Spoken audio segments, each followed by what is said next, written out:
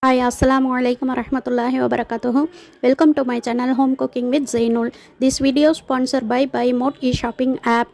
BuyMode e-shopping application is one of the shopping app. BuyMode பற்றி நான் இதுக்கு முன்னாடி நிறைய வீடியோக்களும் போட்டிருக்கேன். அதில் பர்ச்சேஸ் பண்ண அன்பாக்சிங் வீடியோவும் போட்டிருக்கேன். கண்டிப்பாக போயிட்டு செக் பண்ணி பாருங்கள். நீங்களும் ஒரு டைம் BuyModeல பர்ச்சேஸ் பண்ணி பாருங்கள். அப்போ தான் அதோட பெனிஃபிட்டை நீங்களும் யூஸ் பண்ணிக்க முடியும். அதே மாதிரி நான் லிங்க்கை டிஸ்கிரிப்ஷனில் கொடுத்துருக்குறேன். கண்டிப்பாக போயிட்டு லிங்க்கை கிளிக் பண்ணி இன்ஸ்டால் பண்ணி செக் பண்ணி பாருங்கள். ஆஃபர்ஸை மிஸ் பண்ணிடாதீங்க. ஓகேவா? இப்போ வீடியோக்குள்ளே போகிறதுக்கு முன்னாடி என்னுடைய சேனலை சப்ஸ்கிரைப் பண்ணி வச்சுக்கோங்க. இப்போ நம்ம இன்றைக்கி முட்டை பரோட்டா எப்படி செய்யலான்றதை தான் பார்க்க போகிறோம். நான் லஞ்ச் ரெசிபியாக செஞ்சுருக்கிறேன் பசங்களுக்காக. அதுக்கு தேவையான பொருட்கள் எண்ணெய், வெங்காயம், பச்சை மிளகாய், தக்காளி பழம், இஞ்சி பூண்டு, மிளகாய்த்தூள், மஞ்சள் தூள், உப்பு, சால்ட்டு தான் சேர்த்துக்கிட்டேன்.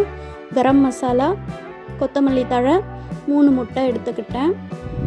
நைட்டு 4 சப்பாத்தி மீந்துச்சு.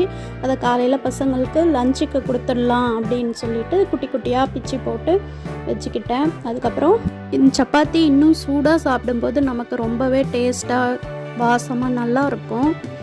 ஆனால் பசங்க லஞ்சுக்கு தான் கேட்டாங்க. அதனால் நான் லஞ்சுக்கு தான் ப்ரிப்பேர் பண்ணியிருக்கேன். நான் வெங்காயத்தை குட்டி குட்டியாக முட்டைக்கு அரிகிற மாதிரி அரிஞ்சிக்கிட்டேன். தக்காளி, வெங்காயம் ரெண்டுமே. அப்புறம் பச்சை மிளகாய் 2 எடுத்துருக்கேன். நீள்வாக்கில் கீரி எடுத்து வச்சுக்கிட்டேன்.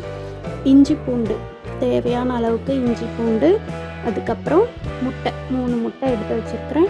மிளகாய்த்தூள், மஞ்சள் தூள், கரம் மசாலா, கொஞ்சமாக குழம்புத்தூள் எடுத்து வச்சுருக்கேன். இப்போ நாம் ஒரு வானலை வச்சு எண்ணெய் ஊற்றிக்கலாம். எண்ணெய் நல்லா சூடேறின பிறகு வெங்காயத்தை போட்டு நல்லா தாளிச்சிக்கலாம்.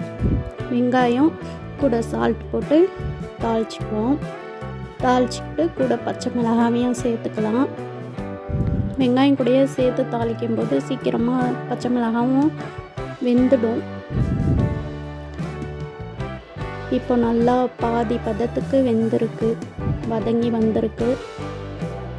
இந்த நேரத்தில் நம்ம தக்காளியையும் சேர்த்து நல்லா வதக்கிக்கலாம். நல்லா வதங்கி வரட்டும். இந்த மாதிரி செஞ்சு கொடுக்கும்போது சாப்பிடாத குழந்தைங்களும் நல்லா விரும்பி சாப்பிடுவாங்க. இப்போ தக்காளி வெந்துடுச்சு, குழஞ்சிடுச்சு. இப்போது நம்ம இஞ்சி பூண்டு விழுதை சேர்த்து தாளிச்சிக்கலாம். இஞ்சி பூண்டும் போட்டு அந்த வாசனை மாறின பிறகு நம்ம எடுத்து வச்சுருக்க மிளகாய்த்தூள், மஞ்சள் தூள், கரம் மசாலா இது எல்லாத்தையும் போட்டு நல்லா கிளறிக்கலாம். கிளறி விட்டுட்ட பிறகு தான் நம்ம முட்டை உடச்சி ஊற்றப்போகிறோம். அதுக்கு முன்னாடி சால்ட்டும் திரும்பவும் ஒரு டைம் பார்த்துக்கிட்டு சால்ட்டு சேர்த்துக்கலாம். சில பேர் பெப்பரும் சேர்ப்பாங்க. ஆனால் நான் பெப்பர் சேர்க்கலை.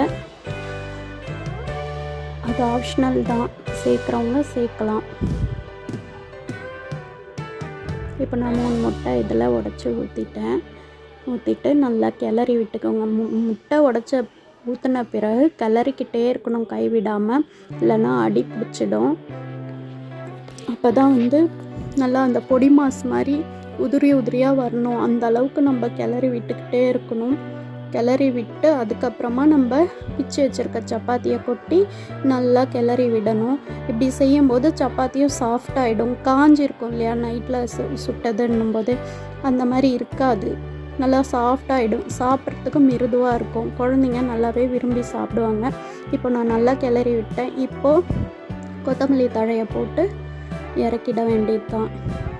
இது சூடாக சாப்பிட்டாவே இன்னும் சூப்பராக இருக்கும். ஆனால் பசங்களுக்கு லஞ்சுக்கு தான் வேணும்னு கேட்டுட்டாங்க. ஓகே, இந்த வீடியோ உங்களுக்கு ரொம்ப பிடிச்சிருக்கும்னு நினைக்கிறேன். யூஸ்ஃபுல்லாகவும் இருக்கும். என்னுடைய சேனலை லைக் பண்ணுங்கள், ஷேர் பண்ணுங்கள், கமெண்ட் பண்ணுங்கள். மறக்காமல் சப்ஸ்கிரைப் பண்ணி பெல் ஐக்கானை கிளிக் பண்ணி வச்சுக்கோங்க. அதே மாதிரி BuyModeயும் ஒரு டைம் போயிட்டு விசிட் பண்ணி பாருங்கள். தேங்க்ஸ் ஃபார் வாட்சிங். அஸ்ஸலாமு அலைக்கும் வரஹ்மத்துல்லாஹி வபரகாத்துஹு.